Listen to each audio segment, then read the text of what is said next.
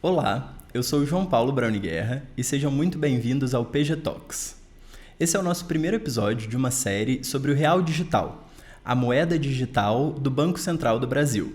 Nessa série falaremos um pouco sobre o Real Digital, seus impactos no mercado financeiro, no mercado de forma geral e seus potenciais benefícios. E nessa série, contaremos com a opinião de especialistas, pois ouviremos professoras, professores, pessoas do mercado, reguladores, todos que participaram do evento Aspectos do Real Digital, realizado no último dia 31 de março na Faculdade de Direito da Universidade de São Paulo. O evento, apoiado pelo PGLO, foi organizado pela REAL, a Rede de Estudos e Aprofundamento Legal do Real Digital. É uma iniciativa do Lift Learning na Universidade de São Paulo para pesquisar sobre o Real Digital e para criar um grupo de estudos e de aprofundamento sobre o assunto. Além do grupo de estudos, a REAL organiza eventos, workshops e outras iniciativas com o objetivo de cada vez mais entender as novas tecnologias e as novas moedas. Eu tenho uma alegria enorme de participar da REAL, que é um grupo organizado pelo professor Carlos Portugal e pelo professor Ricardo Paixão. Quando falamos do Real Digital, estamos falando de moeda, uma moeda digital emitida pelo Banco Central do Brasil. Em inglês, as moedas digitais emitidas por Banco Central têm a sigla de CBDC, Central Bank Digital Currency. O piloto do Real Digital foi lançado pelo Banco Central do Brasil em 6 de março de 2023, e a expectativa é que ele já comece a operar em 2024. E a princípio, essa moeda digital, que é o Real Digital, ela vai ser usada só para transações entre instituições financeiras, o que é chamado de uma moeda digital de atacado. Uma moeda digital de varejo, uma CBDC de varejo, ela seria utilizada de forma mais ampla por toda a população, o que a princípio não vai ser um caso. Mas para entender melhor essa diferenciação, vamos ouvir a professora Camila Villar-Duran, professora do ISSCA na França, e uma das idealizadoras da Rede Real, que vai falar um pouco para a gente sobre o conceito de CBDC e das moedas digitais. O Real Digital e atacado, né? O que é o Real Digital? E aqui um pouco uma preocupação com os estudantes que estão aqui acompanhando esse debate. O Real Digital é uma CBDC. O que é uma CBDC? É o Central Bank Digital Currency, uma moeda digital emitida por bancos centrais, que representam, na verdade, uma obrigação jurídica do Banco Central, estão no passivo de bancos centrais. O Real Digital é a CBDC brasileira. A CBDC pode ser uma CBDC de atacado ou de varejo. A CBDC de varejo tem os diferentes pessoas físicas e jurídicas não financeiras têm acesso diretamente a essa obrigação jurídica da CBDC, que representa do Banco Central, a obrigação jurídica correspondente do Banco Central. O Real Digital, e aqui uma análise do voto 31 do Banco Central, de 14 de fevereiro, o Real Digital é uma CBDC de atacado. Então, quem vai ter acesso a essa CBDC, vai corresponder a um ativo dessas entidades, são as instituições financeiras e instituições de pagamento que têm acesso ao passivo do Banco Central. Alguns takeaways importantes aqui que a gente vai tentar explorar, né? Então, é uma CBDC, a proposta é uma CBDC de atacado, uma nova forma monetária que tem uma base tecnológica distinta, então, para ser usada no ambiente DLT. Então, é uma versão da moeda digital soberana que, de certa medida, vai responder a uma necessidade do mercado, até para, e eu acho que isso aparece muito claramente no voto do Banco Central, para evitar o uso de stablecoins não reguladas. Um ponto importante, um takeaway importante desse voto, para mim, claramente a importância da simetria regulatória, que é um conceito que aparece em diversos momentos nesse voto, que vai a importância da aplicação do arcabouço atualmente vigente para a moeda brasileira, inclusive no que se refere à privacidade e à segurança, e aqui os desafios estão postos, né? A ideia de simetria regulatória vai muito além do que uma referência expressa que o Banco Central faz nesse voto sobre remuneração de depósitos. Então, vai muito além disso, tem uma referência muito clara e genérica ao arcabouço regulatório atualmente vigente. Um ponto importante também é a questão da interoperabilidade do sistema, inclusive com sistemas legados, domésticos atuais. E um ponto importante, a questão da interoperabilidade com outras jurisdições. Então, a capacidade que esse sistema teria de realizar transações, pagamentos transfronteiriços. E aqui eu acho que é um ponto que a gente também vai abordar bastante nesse debate. Acho que esses são os principais takeaways. Como a professora Camila diz no vídeo, o real digital vai ser emitido pelo Banco Central do Brasil e distribuído pelas instituições financeiras. O voto número 31 de 2023 do Banco Central, de 14 de fevereiro de 2023, estabelece algumas diretrizes para o piloto do real digital. Ele define, inclusive, que a plataforma do real digital vai ser operada com uma tecnologia de registro distribuído. Isso vem da sigla do inglês DLT, que significa Distributed Ledger Technology. Em linhas gerais, o DLT é um banco de dados digital com informações compartilhadas e sincronizadas em vários nós. E esses nós, ou ecossistemas, eles têm informação de toda a rede que são replicadas em cada um deles. Não tem um administrador central numa DLT como em um banco de dados padrão. Pelo contrário, na DLT, o sistema tem um banco de dados sincronizado que fornece um histórico verificável e auditável de informações que podem ser acessadas. É semelhante a uma blockchain, mas não é igual a uma blockchain porque tem um grau maior de descentralização e não é público como a blockchain. É uma rede privada que vai ser usada pelo Banco Central. E para o piloto do Real Digital, o Banco Central anunciou que a plataforma DLT a ser utilizada é a Hyperledger Besu. Vamos ouvir um pouco mais do Real Digital, mas dessa vez pela ótica do próprio Banco Central. Nas palavras de Aristides Cavalcante Neto, o chefe do Escritório de Segurança Cibernética e Inovação Tecnológica do Banco Central, um dos responsáveis pelo Real Digital e que falou um pouco com a gente no evento. Vamos ouvi-lo. Primeiramente, agradecer ao Ricardo e à coordenação pelo convite de estar aqui. E é bem interessante nessa temática, e eu vou colocar aqui até desconstruir, né? Porque a universidade é isso, desconstruir para reconstruir. É separado aqui atacado e varejo. E aí eu vou pegar uma frase da semana passada do presidente do Banco de France, François Villard, que ele falou que talvez um problema hoje seja separar essa separação, atacado e varejo, porque ele não vê um atacado, ele vê como duas coisas complementares integradas. E aqui eu vou estender um pouco, não há atacado se não for oferecer um benefício, um serviço para o cidadão e para a empresa. E nenhuma estrutura de varejo, ela vai trazer eficiente, ser interoperável, se não tiver uma estrutura de atacado por trás. Então elas são complementares. E aqui, trazer um pouco do histórico aqui, do que a gente viu desde o GT, do Grupo de Trabalho, né, em 2020, quando ele montou o CBDC, que essa temática estava vindo à tona, né? Então nós começamos a olhar e na verdade nós observamos que é uma tecnologia interessante, mas muitos estavam usando para pagamento instantâneo de varejo em 2020. Só que em 2018, quem quiser recuperar no histórico do Lift, na primeira edição do Lift, quando a gente estava estudando Pix, nós tivemos projetos, provas de conceito de pagamento instantâneo que usavam uma infraestrutura DLT por trás. O que nós observamos é que essas estruturas não eram tão eficientes comparado com outras tecnologias. Ou seja, o caso de uso da CBDC, a nossa visão na época de 2018, de ser uma solução de pagamento de varejo não era eficiente. Tanto que abordamos a estrutura do Pix e lançamos o Pix em 2020 e está sendo esse benefício. Só que em 2020, nós começamos a olhar a temática CBDC agora já com outra ótica. Tá, mas o que uma CBDC pode trazer para nós, pode trazer de benefícios?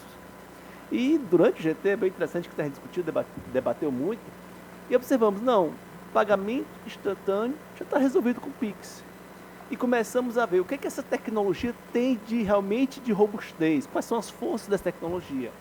São os smart contracts, o DVP, essa é a força da tecnologia. Mas um aspecto interessante, DVP, né?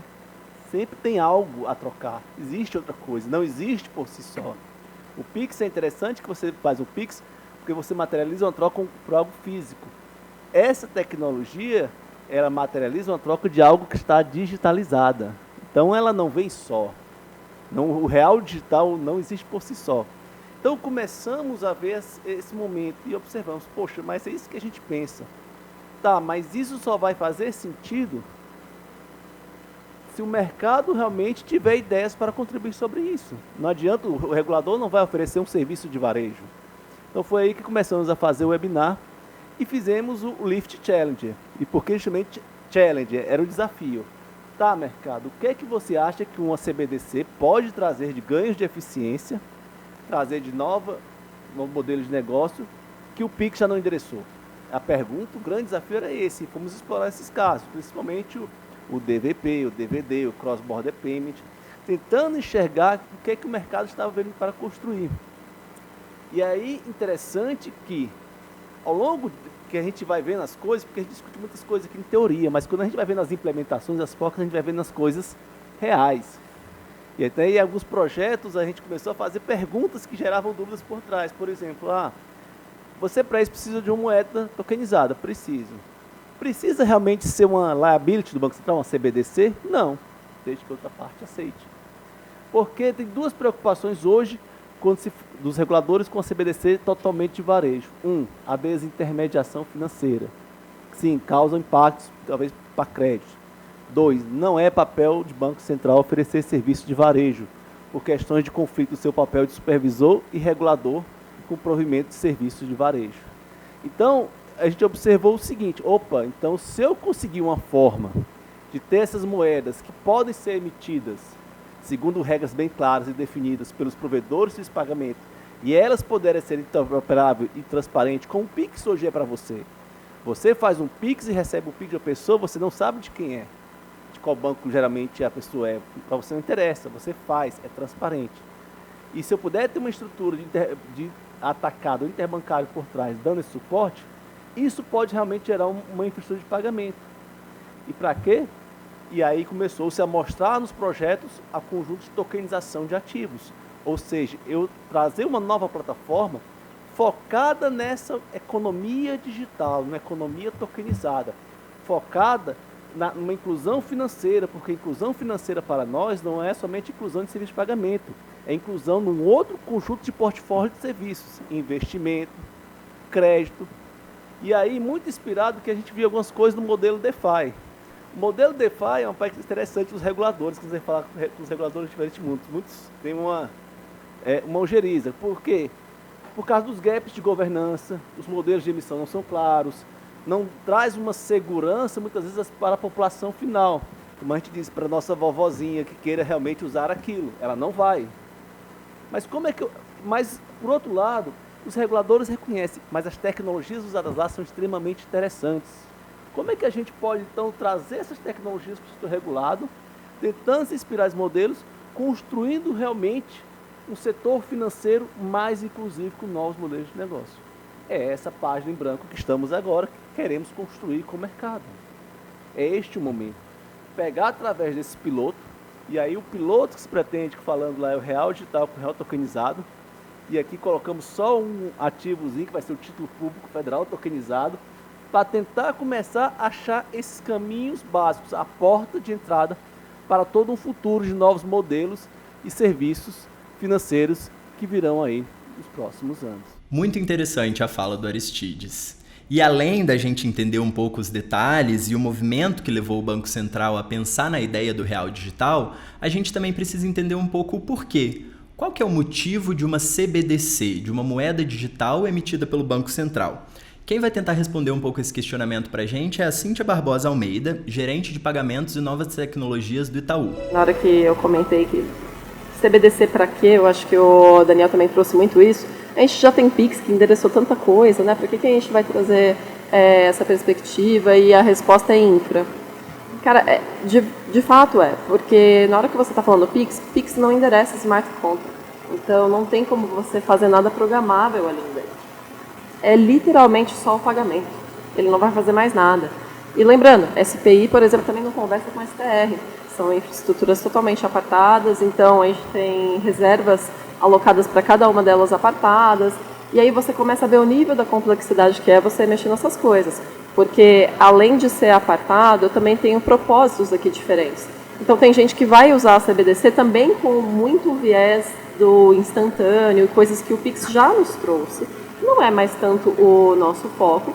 E aí que entra a grande parte do atacado, né? E como que isso ajuda bancos, tanto os privados quanto os centrais, com a parte da...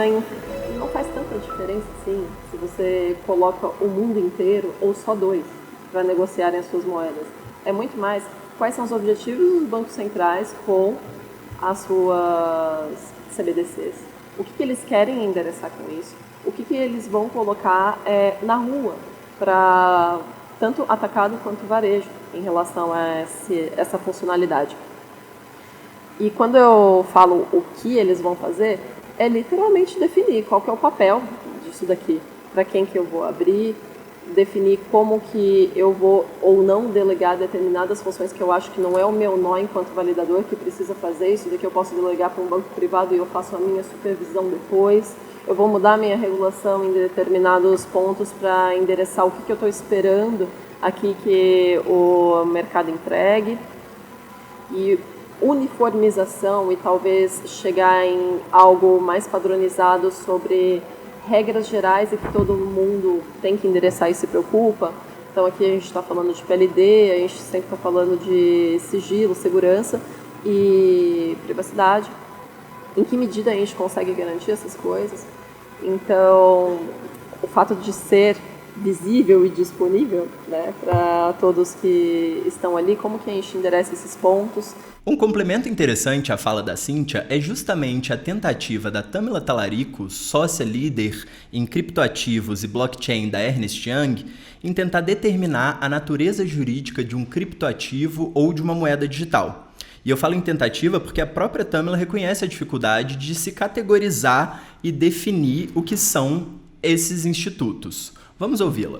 A verdade é que o mercado, a criptoeconomia, ela se mostra muito difícil para quem está começando nela. Desculpa. Não só porque os nomes são muito diferentes do que a gente está acostumado, como porque as tecnologias são muito novas e, às vezes, muito difíceis de serem compreendidas. Então, isso, em geral, afasta muito as pessoas desse universo. Então, a transparência ela não se dá só na questão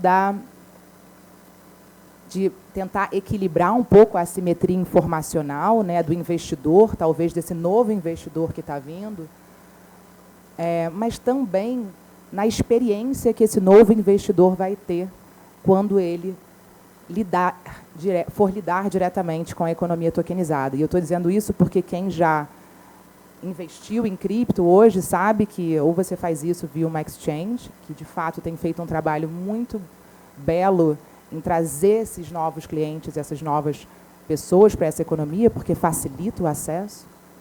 Acredito que com o real digital, os bancos, as instituições financeiras tradicionais, as instituições de pagamento também vão ter essa oportunidade. Então, no futuro, a gente vai ter lá no aplicativo do nosso banco, da nossa instituição de pagamento, uma carteira multiativo, né, em que a gente vai ter o nosso real, que não vai ser o digital, porque, como vocês sabem, o real digital ele só roda no interbancário, no atacado, mas ele vai ter o seu real tokenizado ali do seu banco ou da sua instituição de pagamento, você vai ter ali o seu NFT e logo ao lado você vai ter também a oportunidade de investimento, de crédito, de seguro, que vai ter por trás ativos tokenizados e não necessariamente essas pessoas vão precisar saber que aquilo ali usou blockchain, que aquilo é resultado de uma tokenização. Esse é o ambiente que a gente espera chegar, em que a gente consiga levar até a população um serviço que gere um resultado extremamente positivo de democratização de acesso a investimento, a crédito, a seguro, a produtos e serviços financeiros mais eficientes e mais acessíveis, sem que necessariamente o cliente precise entender de blockchain, de cripto ou de tokenização. Fechando só aqui para falar da questão da natureza jurídica, né, dos criptoativos, a gente tem hoje uma dificuldade muito grande em classificar um criptoativo ou um ativo digital de maneira estanque. Por quê? Porque, basicamente, uma das principais características desses ativos é que eles são híbridos. O que eu quero dizer com isso? Não só que eles podem nascer de uma forma e se comportar de outra em um determinado momento do tempo, como também eles podem ser usados de uma forma por alguém e de outra forma por outra pessoa. E aí, por mais que seja complicado a gente pensar no caso a caso, e a gente ter que seguir um entendimento geral que não vai definir qual ativo digital é ou não é alguma coisa, e quem acompanha essa discussão nos Estados Unidos sabe que hoje a gente tem o Ether, por exemplo, como uma grande dúvida, né? A SEC nos Estados Unidos entende que o Ether é um valor mobiliário e a CFTC entende que o Ether é uma commodity. Como é que fica o perímetro regulatório?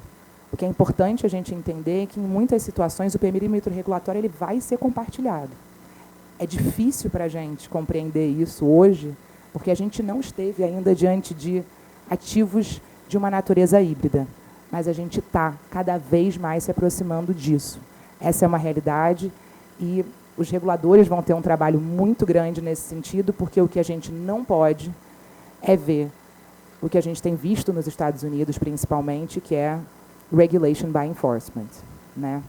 Então, a gente precisa de uma compreensão cada vez mais clara, e, nesse sentido, eu diria que Banco Central e CVM têm feito um excelente trabalho, suas equipes técnicas estão cada vez mais aprofundando nesse tema, e a gente precisa, sim, de um debate no nível jurídico, no nível acadêmico, a respeito desse assunto. Porque não basta só a gente analisar no caso concreto, mas a gente precisa pesquisar isso do ponto de vista acadêmico.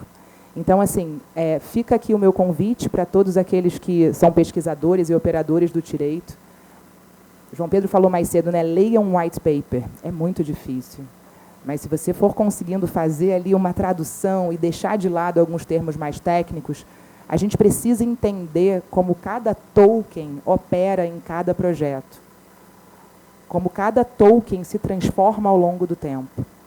E o que a gente não pode é determinar de forma fixa a natureza jurídica de um token, ou determinar, como a gente tem visto aí algumas discussões, quem acompanha o Ethereum sabe que recentemente eles passaram pelo merge, que é basicamente a mudança do mecanismo de consenso, e que agora o mecanismo de consenso é o Proof of Staking.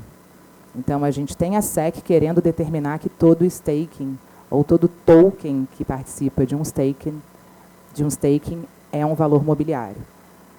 A gente não pode pensar dessa forma. Não porque ele não seja sempre, mas porque vai variar de projeto a projeto, e varia também no papel do detentor daquele ativo digital. É confuso? É. A gente está diante de uma nova economia, de uma nova lógica de mercado financeiro e de um mercado de capitais que será tokenizado, sem dúvida.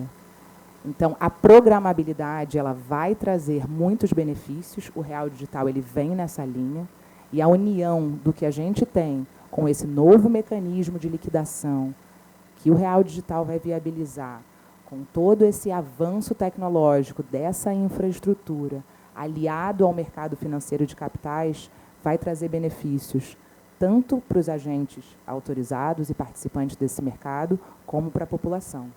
Então, fica aqui realmente o convite que a gente veja com paciência e analise profundamente a revolução que tudo isso traz. A Tâmela continua ainda falando da importância da definição para a regulação. Ela explica um pouco o que é o Regulation by Enforcement, que é um tipo de regulação que é utilizado no exterior quando se fala em criptoativos, e valoriza e defende a regulação nacional sobre o assunto. Regulation by Enforcement, eu não gosto de usar normalmente esses termos em inglês, aqui em português não fica tão bom, mas é regular punindo, né? Eu acho que é basicamente disso que a gente está falando, e é o que menos se espera num mercado que busca inovar e que precisa de alguma clareza regulatória para saber onde está ultrapassando uma norma geral e onde está ainda dentro das normas previstas. É importante a gente dizer aqui que a gente não deve regular a tecnologia, né? Porque a gente deve regular o uso da tecnologia. E aí, eu concordo, João Pedro falou mais cedo, né? Nós temos normas gerais e elas devem continuar valendo. A gente tem que acreditar no que já foi construído e no que está feito. Existem algumas críticas à aplicação do Howey Test, né? A gente está falando de algo que é da década de 40, E por mais que, em algumas situações, a aplicação do Howey Test dê clareza, em outras situações ela não dá. Então, ainda existe uma insegurança muito grande de empreendedores que estão olhando para novas formas de ativos digitais que antes não existiam. E aqui eu não estou falando de novas tecnologias, eu estou falando de novos tipos de ativos que, como eu disse mais cedo, têm naturezas jurídicas que antes a gente desconhecia porque não eram mutáveis, ou a gente não conseguiria generalizar essa natureza jurídica, porque acaba que a gente coloca muita coisa no pacote de ativo digital, porque é o que a gente tem hoje, é a forma como a gente chama. Mas as classificações que a gente possui, elas muitas vezes se sobrepõem, né? Então, o próprio parecer de orientação 40, né? A gente tem lá o token de pagamento, por exemplo.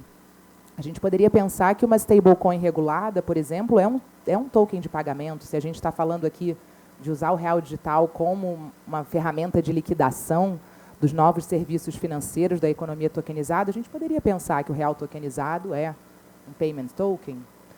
Mas aí, quando a gente vê a outra categoria, que é token referenciado ativo, e aí tem expressamente, né, a previsão de stablecoins, sim, o real tokenizado ele vai estar referenciado ao real digital. A gente está falando de uma stablecoin que usa como lastro a própria moeda fiduciária do país. Então, a gente está falando de um token referenciado ativo. Como é que a gente categoriza? E aí, assim, concordo, volto aqui por colocar a minha posição. Regras gerais devem ser cumpridas, mas ainda existe... A gente ainda vê situações em que a natureza jurídica do ativo ou a incerteza em relação à natureza jurídica do ativo gera consequências regulatórias quanto a normas que devem ser seguidas ou não devem ser seguidas que não são claras. Então, acho que em algumas situações, sim, e à medida que o mercado evolua, vai ser importante a gente trazer mais clareza para a regulação. A partir do momento que a gente comece a entender melhor esses casos de uso, essas aplicações, e consiga gerar algum entendimento mais claro para quem está empreendendo nesse mercado fazer isso sem grande insegurança e com uma espécie de uma clareza pela parte do regulador, ao invés de testar e ficar com medo para ver o que o regulador vai dizer.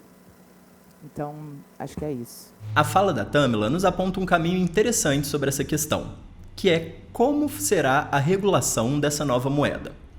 Nós tentaremos responder um pouco essa pergunta no nosso próximo episódio, em que ouviremos João Pedro Nascimento, o atual presidente da CVM, para falar um pouco sobre os criptoativos e o real digital.